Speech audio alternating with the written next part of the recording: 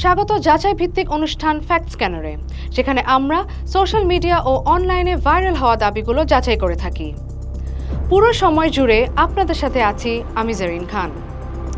আজকের পর্বে থাকছে 3টি আলোচিত দাবির বিশ্লেষণ: পাকিস্তান কর্তৃক ভারতের যুদ্ধবিমান ভূপাতিত করার দৃশ্য, সৌদি আরবে 17,000 বাংলাদেশি প্রবাসী গ্রেপ্তার হয়েছে এবং নাবালিকাকে জোরপূর্বক ধর্মান্তর।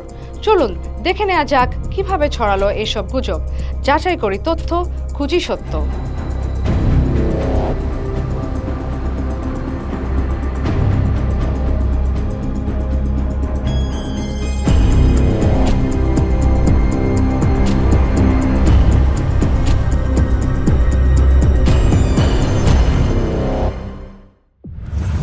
গুজব 1। পাকিস্তান কর্তৃক ভারতের যুদ্ধবিমান ভূপাতিত করার দৃশ্য।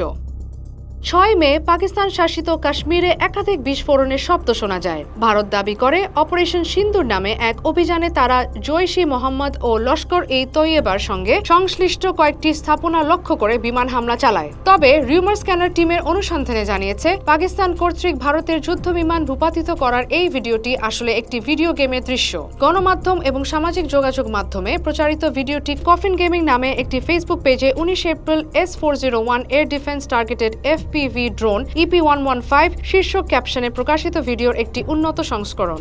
এই পেজটি থেকে নিয়মিতভাবে বিভিন্ন ভিডিও গেমের গেম প্লে আপলোড করা হয় এবং S-401 air defence targeted FPV drone শিরোনামে আরও বেশ কয়েকটি ভিডিও গেমের এপিসোড সেখানে পাওয়া যায়। অতএব এটি একটি ভিডিও গেমের দৃশ্য যা পাকিস্তান কর্তৃক ভারতের যুদ্ধ বিমান ভূপাতিত করার দৃশ্য দাবিতে ছড়ানো হয়েছে, যা মিথ্যা। গুজব 2। সৌদি আরবে 17,000 বাংলাদেশি প্রবাসী গ্রেপ্তার হয়েছে।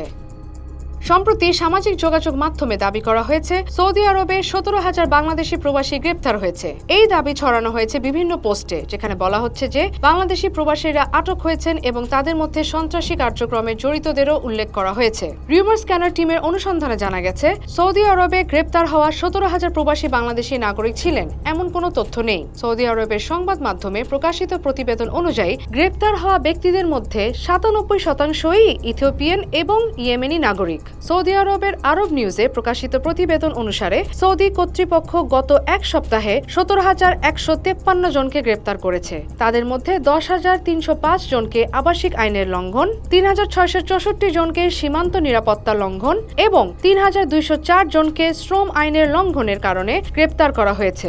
এছাড়া সৌদি আরবের স্বরাষ্ট্র মন্ত্রণালয়ের ভেরিফাইড এক্স অ্যাকাউন্টেও এই বিষয়ে কোনো তথ্য পাওয়া যায়নি যে গ্রেপ্তারকৃতদের মধ্যে বাংলাদেশের নাগরিক ছিল। অতএব এই দাবি যে সৌদি আরবে 17,000 বাংলাদেশি প্রবাসী গ্রেপ্তার হয়েছে তা মিথ্যা এবং বিভ্রান্তিকর। গুজব 3। নাবালিকাকে জোরপূর্বক ধর্মান্তর। সম্প্রতি সামাজিক যোগাযোগ মাধ্যমে একটি ছবি ছড়ানো হয়েছে, যেখানে দাবি করা হচ্ছে মোহাম্মদ রব মিয়া নামে একজন মুসলিম শিক্ষক তার হিন্দু নাবালিকা ছাত্রী মনীষা পালকে জোর করে ইসলাম ধর্মে ধর্মান্তরিত করেছেন। এটি ময়মনসিংহ জেলার একটি সাম্প্রতিক ঘটনার দাবি করা হয়। তবে রিউমার স্ক্যানার টিমের অনুসন্ধানে জানা গেছে, এটি সাম্প্রতিক সময়ের ঘটনা নয়, বরং 2022 সালের ঘটনা। সে সময় প্রেমের টানে ধর্মান্তরিত হন মনীষা রানী পাল, যিনি পরবর্তীতে রোদেলা জান্নাত নামে পরিচিত হন। এছাড়া আমাদের সময়ের ওয়েবসাইটে 2022 সালের 21শে আগস্ট প্রকাশিত একটি প্রতিবেদন পাওয়া যায়, যেখানে মনীষা রানী পাল নামের এক কলেজ ছাত্রী হিন্দু ধর্ম ত্যাগ করে মুসলিম যুবক রব মিয়াকে বিয়ে করেছেন বলে উল্লেখ করা হয়েছে। প্রতিবেদনটিতে বলা হয়, মনীষা রানী পাল জানতেন, বুঝে এবং স্বজ্ঞানে ইসলাম ধর্ম গ্রহণ করেছেন এবং তার বয়স আনুমানিক 20 বছর ছিল। অতএব 2022 সালে প্রাপ্তবয়স্ক রোদেলা জান্নাত ওরফে মনীষা রানী পালের প্রেমের টানে ধর্মান্তরিত হওয়ার ঘটনাকে সম্প্রতি নাবালিকাকে জোরপূর্বক ধর্মান্তরিত করার দাবিতে প্রচার করা হয়েছে, যা বিভ্রান্তিকর।